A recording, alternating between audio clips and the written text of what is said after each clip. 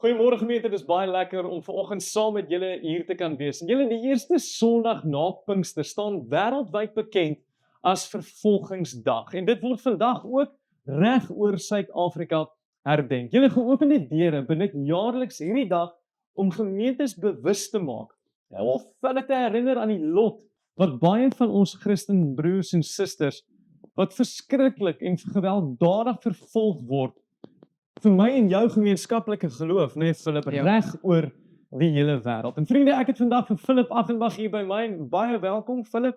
Baie Dit is lekker om vanoggend vir jou ook hier te hê. Philip, is daar 'n spesifieke, jy is natuurlik betrokke by geopende deure. Is daar 'n spesifieke area van nood waarop geopende deure vandag fokus? Kenneth, baie dankie vir hierdie geleentheid. Dit is regtig 'n brandpunt aangeleentheid en dit is 'n groot voorreg vir my om vandag met julle hieroor te kan gesels. Die nood in ons kontinent, ons eie Afrika kontinent is werklik waar groot. Sure. En ons is hier om te praat oor die skokkende toedrag van sake in Sub-Sahara Afrika. Philip, sê gou vir my vinnig, as jy nou praat van Sub-Sahara Afrika, kan jy 'n bietjie uitbrei waarna verwys jy? Want party mense het nou nie geskiedenis nou kortliks gestudeer nou oor hierdie tyd met ons kinders nie. So lig ons bietjie in. Kan jy uitbrei oor wat dit is as jy praat van Sub-Sahara Afrika? Ja, nee, Kenneth, ek moet bely, ek sit ook nie elke tweede dag met my neus in op Google Earth en kyk wat in al die lande in die wêreld aangaan nie. Maar op die kaart kan ons sien Sub-Sahara Afrika beslaan 46 lande en 25 van hierdie lande, in 25 van hulle heers daar baie hoë en uiterste vlakke van vervolging van Christene. Sure. Dit is sokkel skokwekkend as mense dit so op 'n kaart sien. Brei so 'n bietjie meer vir ons uit nou as jy gaan kyk nou daar. Hy gaan die ander kant toe. Hoe lyk hierdie situasie? Kenneth, ja, jy weet, ons praat oor vervolging, maar net in terme van die konteks van die leefwêreld van mense in Sub-Sahara Afrika is die tragiese realiteit ook dat, behalwe die feit dat 'n vervolging nie gesig staan, is die dag tot dag lewe vir die deursnee inwoner van hierdie lande kompleks, want jy weet, hulle staar dekades al verlammende politieke en ekonomiese uitdagings in die gesig. So die dag tot dag lewe is reeds moeilik en dan kom al hierdie dinge nog by. Sê gou vir my Philip, ek verstaan is ons nou praat van die kerk. Die kerk in Afrika, soos wat ons dit dalk ken vriende, is die jongste kerk op aarde. Maar daar is baie, as ons hier na hierdie skryf kyk, baie ongekende en gewelddadige aanvalle wat heidaglik plaasvind teen hierdie kerk wat ek en jy natuurlik deel van die liggaam van Christus. Kan jy vir ons 'n bietjie meer vertel daaroor? Kenneth, op hierdie skyfie sien ons dat 15 lande in die wêreld, of dan 11 van die 15 lande in die wêreld waar Christene die gewelddadigste van hulle geloof vervolg word, is in Sub-Sahara Afrika. As ons vinnig hier kyk, die ander lande wat nou nie Afrika lande is nie, is hier uitgegrys, maar Nigerië, Sudan, Kongo, Kameroen, Uganda, Mosambik, Chad, Niger, Mali, Burkina Faso, Sentraal-Afrikaanse Republiek, Mosambik, ons noordelike buurland, en ons het in die onlangse verlede gehoor en gelees en gesien van skrikwekkende dinge wat in Noord-Mosambik gebeur het. Dis nie eers ver van ons af nie. So, jy sê dit reg dat dis ons kontinent en ons is deel van die Afrika Kerk. En daarom moet ons dit eintlik self beleef. So as ons nou praat van ons sien nou al hierdie lande, is daar spesifieke groepe wat regtig gaan om hierdie broers en susters van ons te vervolg? Is dit soos groepe, ek dink nou Boko Haram en so, kan jy vir ons 'n bietjie uitbrei oor die tipe vervolging en die groepe? Ja. Kyk, die tipe vervolging kom natuurlik in baie baie shapes and sizes, baie forme, maar dit is soos jy sê, die hoofbron van vervolging in Sub-Sahara Afrika is ongetwyfeld kom vanuit die fundamentalistiese moslim wêreld en die moslim groeperings. En diegene wat veral natuurlik, jy weet, daar is baie van jou Sub-Sahara Afrika lande waar die meerderheid, of dan nou, as dit nie die meerderheid is nie, daar 'n groot gros moslim navolgers is, of mense wat assosieer met moslim geloof. En daar's so baie gelowiges kom uit 'n moslim agtergrond. Ja. Nou so veral as dit gebeur, as hulle tot bekering kom vanuit die moslim geloof, dan word hulle baie erg vervolg en hulle word onder druk geplaas. En dit word gedoen deur families, gemeenskappe, regeringsowerhede, so uit alle fronte uit die samelewing is daar druk wat op hulle toegepas word. Dit is ongelooflik om te dink, hè. Sê gou vir my, Philip, as ek so kyk, dis nogal skrikwekkend om te dink, né? Dis op ons erg om hierdie kant nou te sit. Jy sien dit elke dag. Maar het jy dalk 'n getuienis, dalk wat jy al nou in hierdie afgelope tyd van een van ons broers en susters in Christus, wat jy dalk met ons kan deel oor wat aangaan in hierdie area? Ja, daar is natuurlik baie stories. Ja. Die vervolging bereik of tref of is deel van baie gelowiges se lewens. Ja. En ons het baie materiaal by Geopende Deure, real life stories wat ons kan deel en video's wat ons kan wys, maar nou ja, ons sit nie heel oggend hier nie. Kom, ek nooi julle om een enkele kort getuienis, pastoor Zachariah, pastoor in Nigerië, saam met ons te kyk. Nigerië is definitief die smeltkroes, wil ek amper sê, van vervolging in Sub-Sahara Afrika. En ja, kop en skouers eintlik staan Nigerië bokant alle ander lande uit. So ja, as jy 'n land wil kies om in te fokus om te bid, Nigerië verseker. Okay, absoluut fantasties. Vriende, kom ons kyk gou hierdie kort getuienis saam. Da na dawo gida da safe, abinda nakan gani shine na hadu da mutane suna tafiya hanya, jikinsu duk kwaba tabo, domin sun scroll ne a kasa, sun iya sun wuce, sun sira a wannan attack din. So da yawa suna da raunuka a jiki, sai a hanya na gaggawakin mutane wanda an riga an harbe su sun mutu. Na shiga gidana ba abin da na iya gani, an kone komai da komai da kayana da kai, everything a gidana. Ina ta dubawa ko zan ga matana da yarona, ban iya gani ba. Sai da na shiga cikin ɗaki rubebe amin kicin wanda dama an riga an bari, sai na je na samu gawakinsu a ciki. Abin ya faru, sai na ji kaman Ubangiji ya yashe ni, domin ina gani har na ce, inda Ubangijin Allah ne da gaskiya, don ne ya bar wayannan mutane sun zo su mana irin wannan bala'i. Ina shi yake, Allah yake, da shi ba zai doke fansa ba. Domin tunanina sai yana komawa kan abubuwan da suka faru, amma da na zo bitan nan sai na samu hankali na ya kwanta. Sun iya koyar da mu sani cewa Allah yakan bar wasu abubuwa su faru ne a lokacin da ya ga dama. Kuma sun koyar da mu yadda za mu iya gafarta ma wanda suka yi mana iri wannan rauni. Wannan koyarwan gaskiya karfafa ni ba kadan ba, domin a yanzu haka na ji a ran na cewa Ubangijin Allah ya gafarta musu, su ma su samu ceton Ubangijin Allah. Ban so su mutu a zunubansu ba, kamar yadda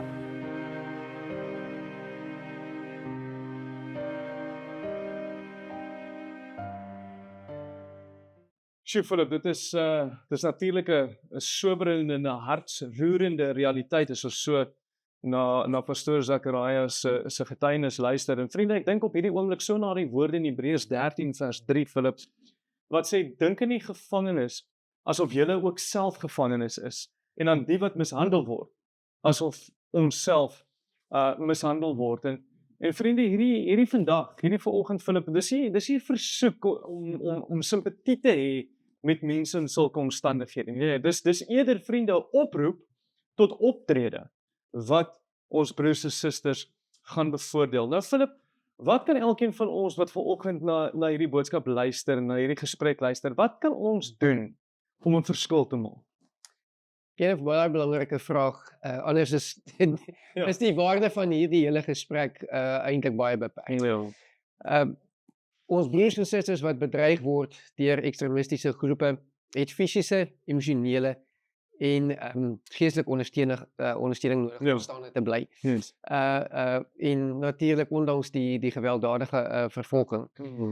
So ek wil eers instansie sê, watter bydrae enige een van ons ook al kan maak, moet sekerlik begin by 'n besorgde en 'n medelydende hart. Heel sure. En om dit te kan kweek, moet ons weet wat aangaan in die vervolgde wêreld. Ons kan nie eintlik sekerlik empatie of dan nou empatie en aksie neem as ons nie ingelig is nie. Ja. So dis waar dit moet begin.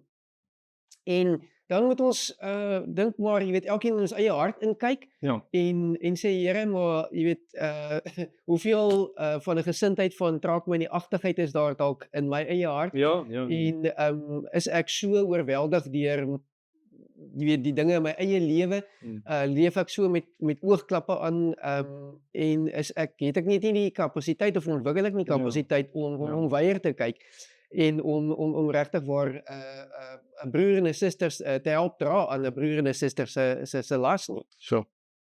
So om meer en meer te deel in Jesus se hart van medelee is 'n voorvereiste om meer en meer effektief te wees in sy diens en om gebruik te word deur hom. Juist. Jy weet, en dit gaan natuurlik weier as net die vervolgde kerk. Maar dit geld natuurlik vir elkeen van ons vir waar dat jy ook al nooit kan sien en waar die Here met jou praat daaroor om daarop te kan reageer. Ja, fantasties. Nou sê gou vir ons praktiese stappe oor wat jy dalk nou met ons kan deel. Kenneth, natuurlik geopende deure is op 'n baie breë front betrokke. Daar is medewerkers in meeste lande waarmee geopende deure skakel en deur hierdie medewerkers word daar ondersteuning gebied aan vervolgde gelowiges. Ons begin maar altyd natuurlik met gebed. En ek dink aan ek gaan net nou 'n vers vir ons lees, maar ek verwys na Epafras wat ons van lees sy gebed vir die Kolossense. En dis mooi so 'n pragtige illustrasie van iemand wat bid met compassion en wat regtig waarom inleef in die vir wie hy bid. En daai tipe gebede glo ons by geopende deure ook en sekerlik in hierdie gemeente kan 'n wesenlike en 'n positiewe impak hê. Ja, absoluut. En natuurlik daar is soveel projekte en op aksies wat geopende deure loods en by betrokke is dat uit die aard van die saak geld, finansies is nodig. En daar's 'n wêreldse goed wat ek en jy kan doen. As die Here met jou praat om finansiëel by te dra, wees verseker dat daar is baie spesifieke individue wat jou in die hemel en hierna gaan bedank vir wat jy vir hulle gedoen het en die verskil wat jy in hulle lewe gemaak het op daai manier. Geopende deure het ook 'n bediening van briefskryf, so via geopende deure, jy kan opteken daarvoor en jy kan sê ek hou daarvan om te skrywe. Ek sal graag wil medegelowige wat ergens in 'n land is wat vervolg word, wil bemoedig en jy kan 'n bediening van briefskryf hê. Natuurlik gebeur dit alles daar's jy weet sekuriteitsmaatreëls rondom dit, en skuilname en al die goed, maar daai briewe wat jy skryf word vir spesifieke individue en hulle sal vir jou sê en jou inlig oor wat die omstandighede is en ek dink dit kan 'n baie vervullende geleentheid wees om so ook betrokke te wees. En dan natuurlik ook daar's mense wat kan doen wat ek doen. En ons het julle nodig. Ons het julle nodig. By geopende deure staan iemand soos ek wat doen wat ek doen, bekend as 'n church volunteer. En so daar's 'n hele groep in die Weskaap ook en natuurlik elke streek. Ons kom so elke dag dan bymekaar, maar natuurlik dit is 'n vrywillige bediening. En dis wat ons doen, is ons praat net by gemeentes hoofsaaklik, maar as daar ander geleenthede is en deel wat in die vervolgde wêreld gebeur. En dan maak geopende deure ook die deur oop vir gelowiges wat die roeping ervaar, wat die geld en die durf dalk het om saam met hulle te gaan reis. So hulle daar is spesifieke tye in die jaar wat hulle uitsit vir reise na vervolgde lande toe. Dit is daarom moet ek sê redelik veilig, dis goed gereël. Ek dink nie jy gaan jou lewe in gevaar stel dit te doen nie, maar ek kan nie sê dit is risikoloos.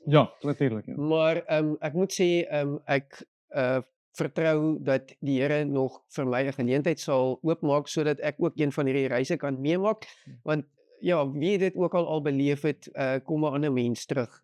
So dit is van die geleenthede wat daar is. En ek wil regtig waar vandag van die geleentheid gebruik maak om julle ouens wat ook na hierdie geleentheid kyk of hierdie gesprek kyk, uit te daag.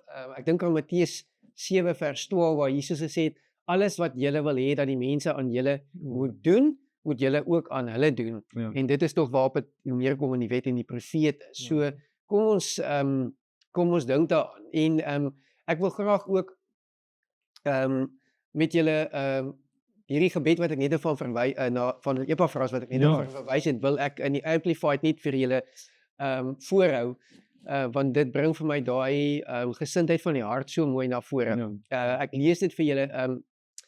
Epaphras, who is one of you and a bondservant of Christ Jesus, sends you greetings. He's always striving for you in his prayers, praying with genuine concern, pleading that you may, as people of character and courage, stand firm, spiritually mature and fully assured in all the will of God. For I testify for him that he has worked strenuously for you and for the believers in Laodicea and those in Hierapolis. En ek moes praat dit nie regtig waar van iemand wat nie maar net 'n gebedjie opsê nie, maar wat hart en siel ook deel in die mense se nood vir wie hy bid. Ja, sure, absoluut. Philip, ons moet van ons kant op baie dankie sê.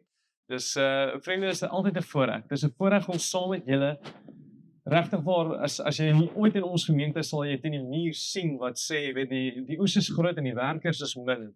En Philip, van ons kant af, van die gemeente se kant wil ons dankie sê. Dankie dat jy ook bereid is om uit te gaan en bewusmaking oor hierdie saak, jy weet, skerper te maak en mense in te lig daaroor. So baie dankie daaroor. Vriende, as jy graag betrokke wil word, dan is jy vry om vir Philip te kontak. Kan ek jou besonderhede op die skerm sit as ons nie klaar is asseblief? Ja. En so jy kan net hier onder kyk en jy kan gerus vir Philip kontak. En as jy graag betrokke wil word, skakel hom. Ja, ons het verskillende maniere soos ons nou gesien het en Philip, ons dank die Here vir die werk wat julle ook doen. Voorspoed met alles. Baie dankie dat jy vanoggend ook hier was om hierdie boodskap met ons te deel. En vriende, seën vir elkeen van julle. Philip gaan net nou afsluit. Kenneth, baie dankie. Ek wil vra of ek vir ons kan afsluit met 'n gebed. Absoluut. Maar goed, kom ons doen so. Vader, ons wil werklik opreg dankie sê vir die voorreg dat U vir ons gee om as deelgenote te kan optree in die evangelie in Afrika. Here, die feit dat ons in Suid-Afrika bly is nie toevallig nie. Die feit dat ons Afrika-linge is nie toevallig nie. En Here, as ons nou hierdie dinge gehoor het, dan beteken dit ons het verantwoordelik geraak, Here, ook vir broers en susters. Here, en ons vra dat U regtig waar ook 'n vloedgolf van liefde en van gebedsondersteuning en alle ander vorme van ondersteuning sal opwek. En dat U ook U kinders sal oproep, Here, om U hart na die broers en susters in Afrika, spesifiek Sub-Sahara Afrika, te kan uitdra en 'n wesenlike verskil te kan maak in hulle lewens. Ons loof en prys U dat U ons bekragtig hiertoe en dat U ons help om dit te kan doen. Ons bid dit in Jesus se naam. Amen. Amen. Seën vir die dag, vriende.